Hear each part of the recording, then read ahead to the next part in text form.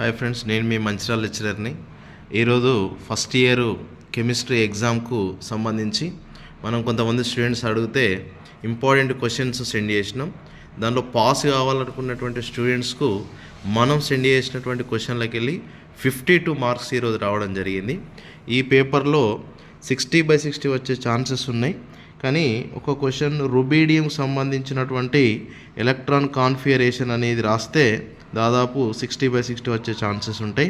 దీనిలో ఒకటి 10th question IUPS ఇచ్చిండు. ఐయుపిఎస్ నేము ఫస్ట్ క్వశ్చన్ ఆన్సర్ ఏంటంటే 2 pentanone, second question answer 3 pentanone. తర్వాత 4 మార్క్స్లలో దాదాపు అన్ని రాయగలుగుతారు. PCl5, coordinate covalent bond, extensive intensive properties, reduce boil Charles law, diborane, balancing equation, hydrogen as a fuel. దీనిలో 18th question conjugate acid, conjugate base అనేది అడిగిండు. దీనికి ఏం లేదు, సింపుల్. ఇచ్చినటువంటి కాంపౌండ్కు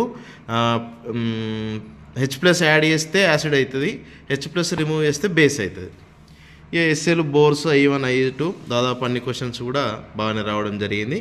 మీకు ఏమైనా డౌట్ ఉంటే ఒకసారి కామెంట్ చేయండి, లైక్ చేసి షేర్ చేయండి. Thank you.